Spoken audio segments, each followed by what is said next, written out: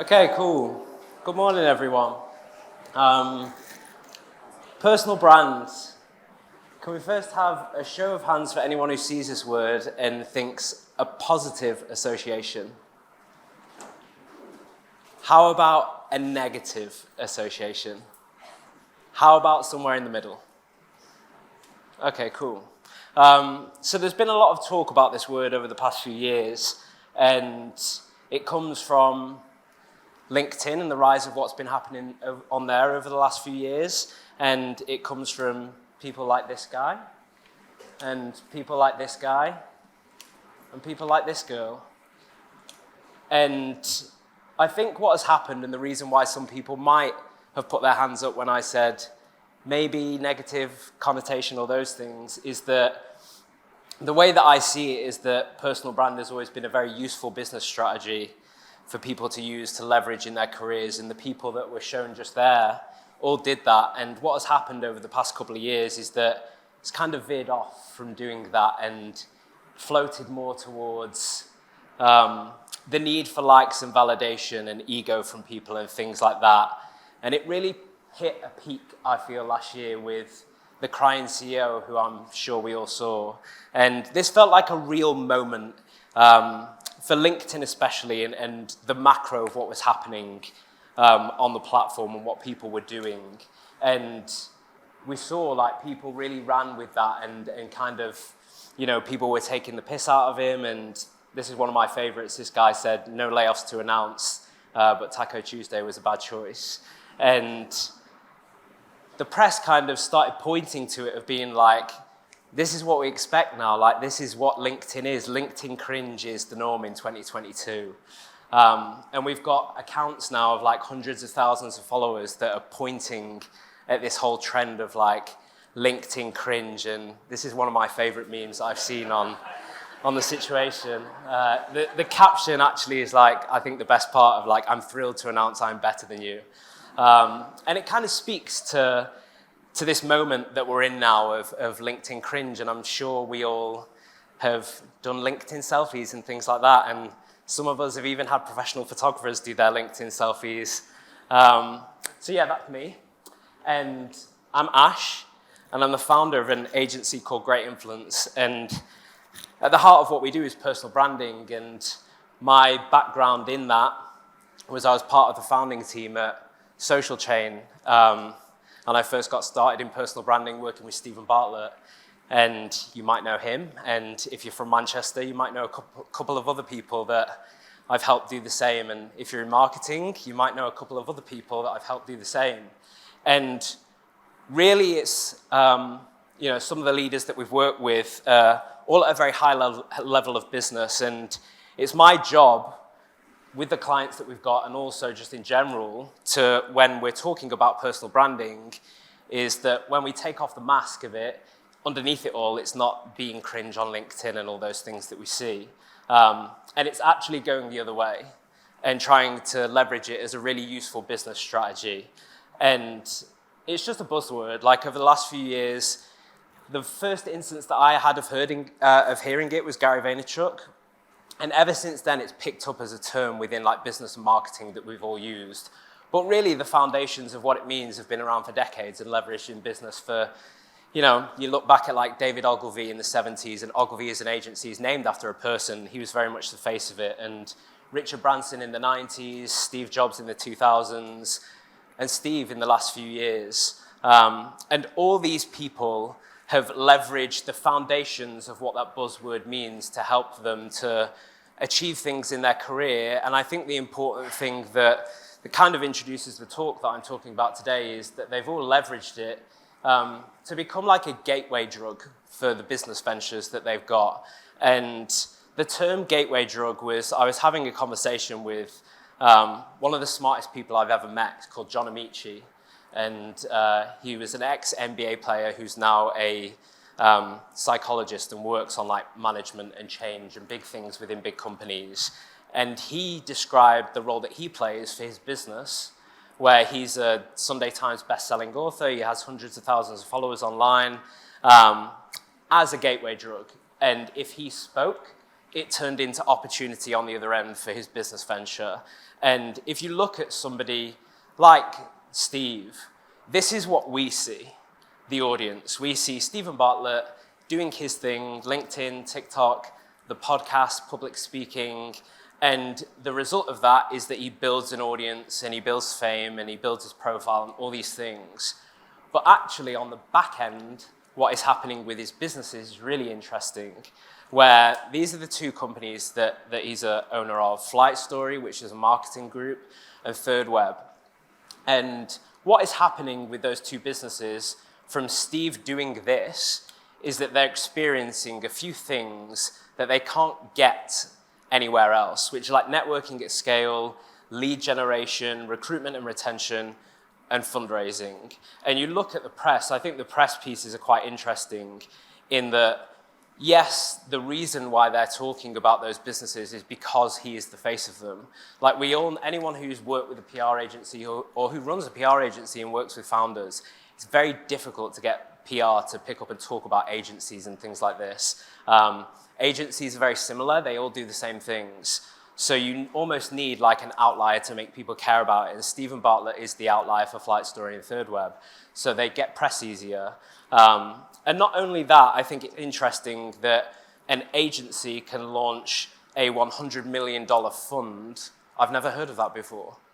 And I think that Steve plays a key role in making that happen, in that they were able to leverage his network, this idea of like networking at scale, to bring in some very elite people to launch this fund that Flight Story can use to leverage their own and build their own brand.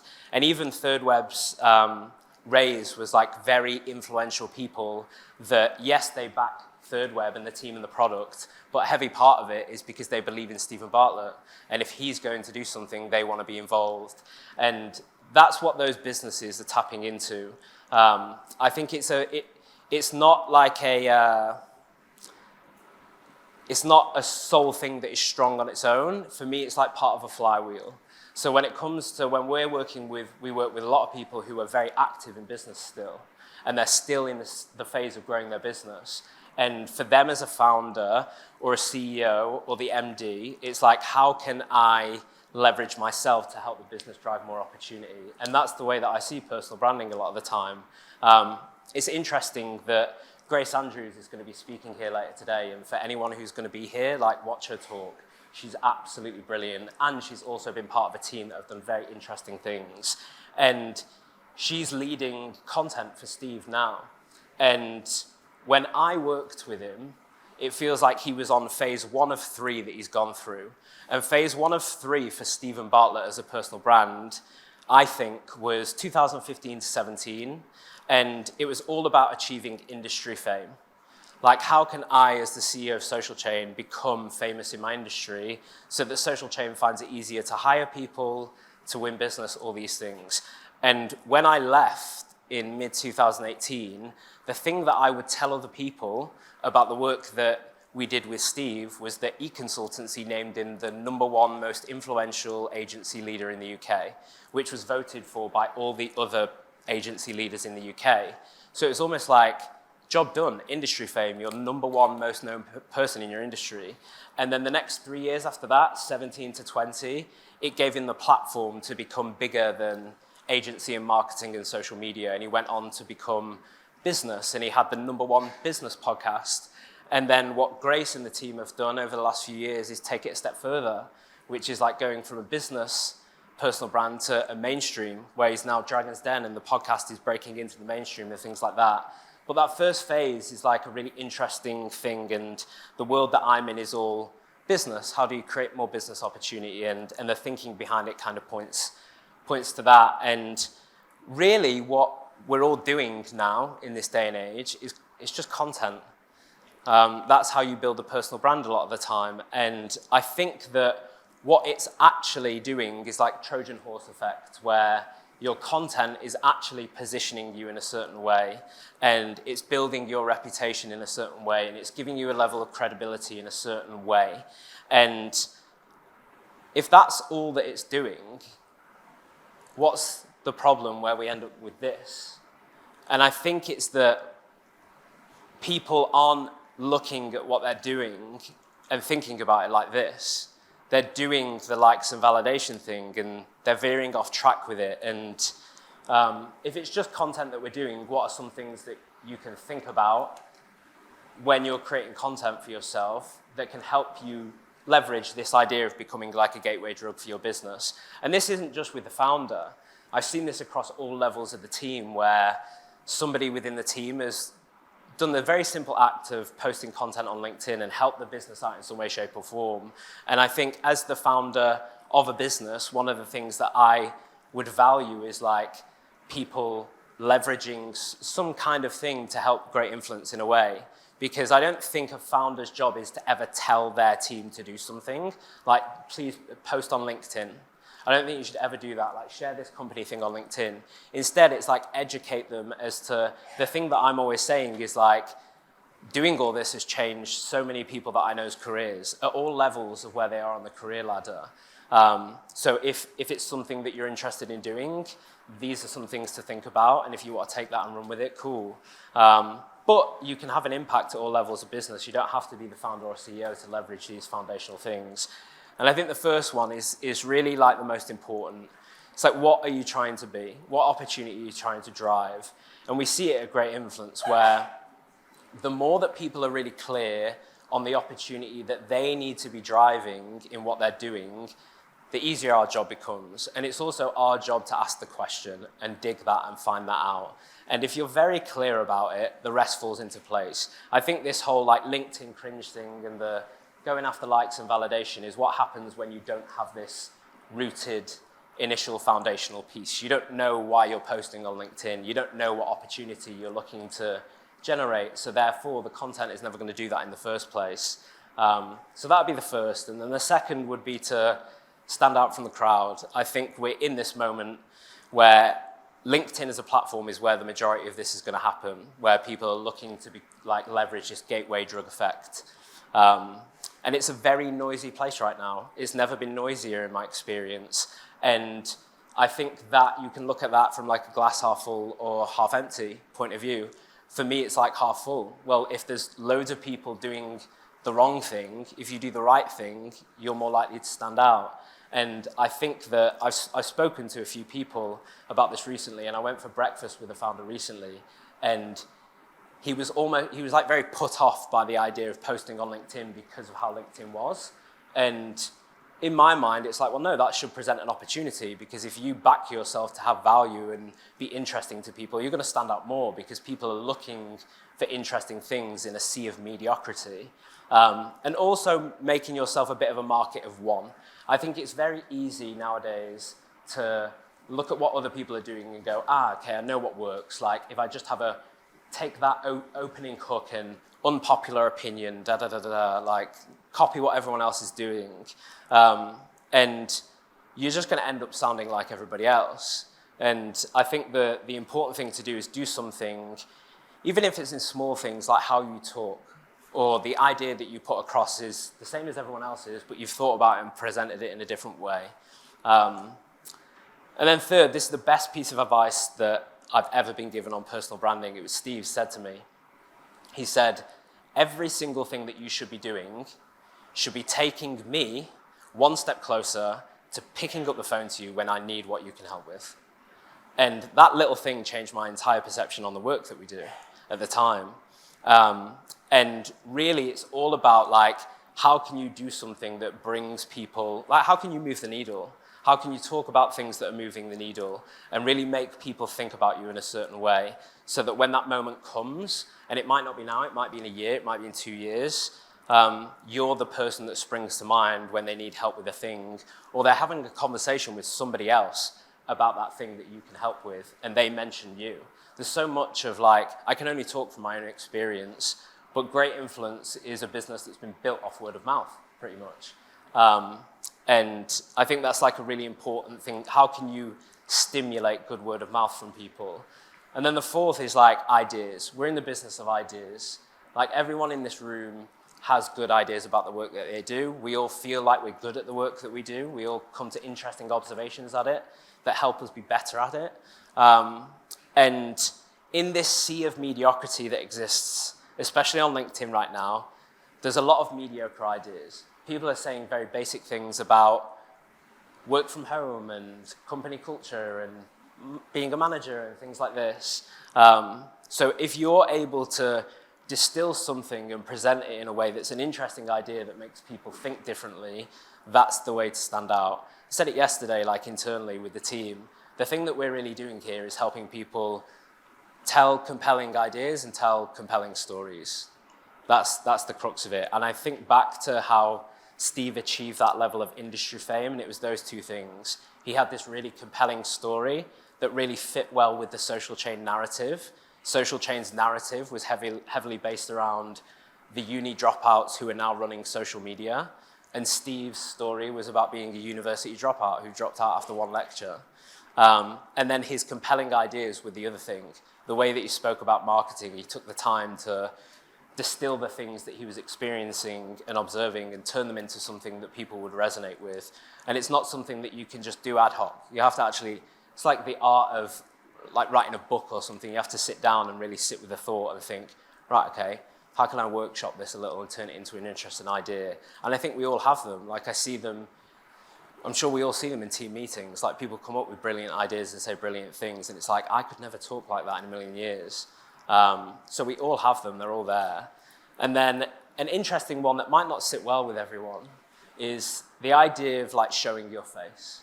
And again, it's something that Steve said to me. He's like, showing your face is one of the biggest competitive advantages that you can do in business in this quest of industry fame. Because that last slide about ideas, it's more powerful to present an idea when people can see you and they hear it and they see your body language and all these things. Whereas the alternate that we have when we're thinking about content is just text and image. It's a lot more powerful. The most powerful way that Social Chain ever drove business was Steve standing on a stage and telling people a compelling story or compelling idea. So it kind of points to that idea of like, show your face and show your personality. And it's a very difficult thing to do. I think this is the most challenging thing for people. And it's like, I didn't think when I started Great Influence, I'd end up being some kind of confidence coach. But it's happened. And the thing that I take from it is like, even the most successful people in business still have this thing of like putting yourself out there and being on camera or being on a stage and, you know, exposing yourself to a vulnerability in some way. We worked with Gary Neville, and he was on TV once, and it was a new thing that he was doing. He'd never been in a setting like that before, and this was last year. And he's been on, you know, he's been doing punditry for a decade now, and he's at the very top of that game of punditry. But he was doing something new for the first time, and he filmed this video about like, I'm in the back room being like, I'm nervous. I've never done this before, and it's a bit of an uncomfortable moment for me, but I want to push myself to do this. And I see it in all the people that we work with, where when it comes to this bit especially, it's the most challenging thing, but 99% of people won't do it. 99% of people will just sit behind text if they even do something in the first place. So I think it can be like a real arbitrage opportunity for people if they can get comfortable with it. And I think it's always good to keep in mind that you're not alone in that feeling of being uncomfortable. I'm super uncomfortable right now. But I think it gives me a competitive advantage doing something like this. And then storytelling is like a really important one. If you look back, I've mentioned Steve's story quite a lot. And it's not just storytelling, it's like, how do you link that into business? And the thing that he did really well was understanding what the narrative of the company was, what the story of the company was, and thinking, right, okay, how can I bring that into my story in some way, shape, or form? And even storytelling, I was listening to a book yesterday called I think it's called Building a Story Brand.